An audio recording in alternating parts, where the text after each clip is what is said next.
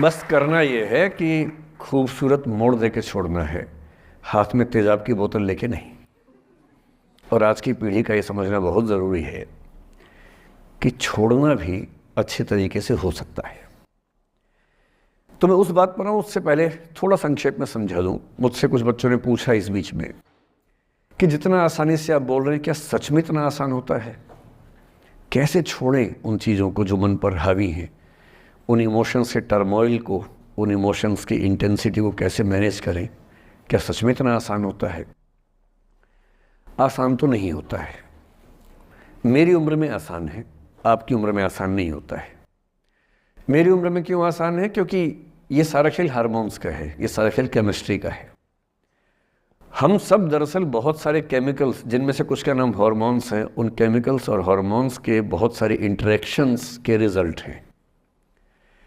इसलिए जब कोई बच्चा जैसे छोटे बच्चे हमेशा उछलते रहते हैं, पेरेंट्स थके रहते हैं, ये इन सभी केमिस्ट्री का परिणाम है, शौक का मामला नहीं है।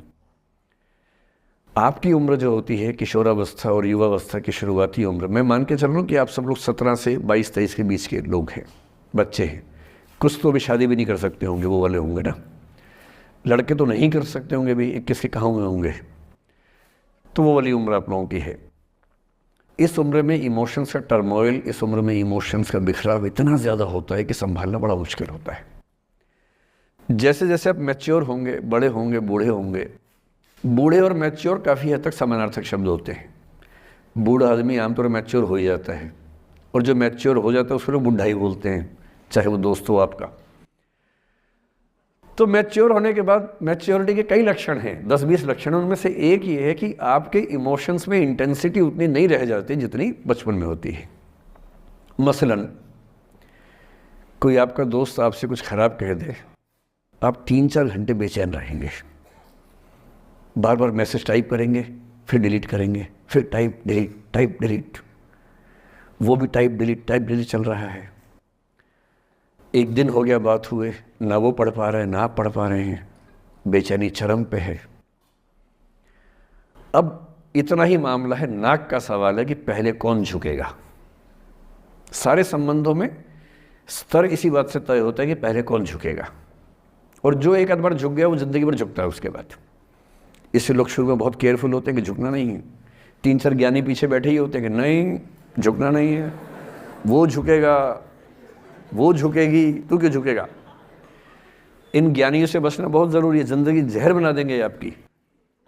अब दोनों ईगो फाइट कर रहे हैं कि पंजा किसका गिरेगा, इस पर फाइट चल रही है। 2 दिन हो गए, 3 दिन हो गए, उसके बाद एक आध आदमी पिघल जाता है, उसको लगता है भाड़ में जाए यार, बात ही नहीं हो पा रही, तुम ईगो कर रहे हो। फिर वो फ़ोन मिलाता है, ये भी फ़ोन की इंतज़ार में 3 दिन से सो भी नहीं रहा बेचारा। हीरो बेशक बन ले पर बेचैन तो भाई। खटाक से फ़ोन उठता है, अब दोनों कान में फ़ोन लगा के रखिए, कोई नहीं बोल रहा, चुप। क्या बातचीत चल रही है सोचिए, एक भी शब्द नहीं, एकदम चुप। थोड़ी देर के बाद कंफर्म करने के लिए कि है भी या नहीं, एक बोलता है हेलो, माँ से आवाज़ आती है कोई एक मैं थोड़ा ऐसी जोकर टाइप की बात करता हूँ, मुझे मोटिवेशनल स्पीकर ना समझे आप लोग, मैं ऐसी हंसी मजाक ही करना आता है मुझे, वही मैं करता हूँ। लेकिन इससे आप ये ना सोचिए कि मुझे पढ़ाना नहीं आता, मैं पढ़ा भी लेता हूँ इसके लिए मुझे वो भी आता है, लेकिन अभी क्योंकि आप बच्चे छोटे हैं तो मैं आपके साथ वैसी बात ही कर रहा हूँ। अब ये सब चल रहा है। अब इसमें अगर कोई एक व्यक्ति झुक गया, बात आगे हो गई तो हो गई, वरना कई रिश्ते ऐसे भी होते हैं जो इसी बिंदु पे ख़त्म हो जाते हैं कि तेरा भाई नहीं झुकेगा, भाभी झुकेगी, और उधर जीजू झुकेंगे, दीदी नहीं झुकेगी। जीजू झुकेंगे, दीदी क्यों झुकेगी, और ना जीजू झुक रहे ना भाभी झुक रही और उस चक्कर में जो अभी बेचारा रिश्ता बना भी नहीं था, वही वो ज़मींदोज़ हो गया, वही वो ख़त्म हो गया। पर ठीक है, हो गया तो हो गया, भाड़ में जाए, ऐसा क्या है, डर किस बात का है इसमें। लेकिन मैं फिर भी आपसे कहूँगा, मेरी उम्र में क्या होता है, जैसे मुझे कोई फ़ोन करे कि मैं आपसे बहुत नाराज़ हूँ, तो मैं कहता हूँ अच्छा ठीक है, कल बात करेंगे। नहीं, मैं आपसे बहुत नाराज़ हूँ, मेरा दिल टूट गया है। मैं कहता हूँ देखो मुझे नींद आ रही है अभी, let me sleep, we will talk tomorrow, you just do one thing, write down all the points and we will discuss in the morning. When I come to office, you come to my cabin and we will discuss. Don't worry, I'll find out the solution for you. कह रहे हैं आप कैसी बात कर रहे हैं, मैं ना सो पा रहा हूँ ना मैं जाग पा रहा हूँ। तो मैंने कहा दैट इज योर प्रॉब्लम। मैं तो सो भी रहा हूँ जाके, ये तो कोई दिक्कत नहीं हो रही भाई।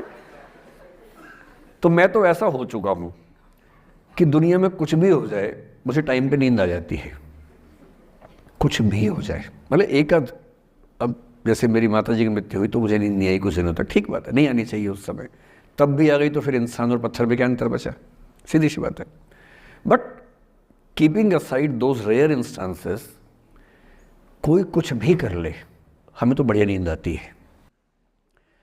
और मैं ये कहना चाह रहा हूँ, मैंने ये सीखा है अपने पिताजी से, और सीख सकते हैं इसको, ये केवल तुक्के की बात नहीं है, सीख सकते हैं। मेरे जो पेरेंट्स हैं, पिताजी और माँ, वो एक अनूठा कॉम्बिनेशन है। अच्छा, किसी शादीशुदा जोड़े से अकेले हम बात करके देखिए, जब वो कंफर्टेबल हो आपके साथ, आप उनको बोलिए कि मुझ में और मेरी पत्नी में या मुझ में और मेरे पति में ज़्यादा चीज़ें मैच नहीं होती हैं।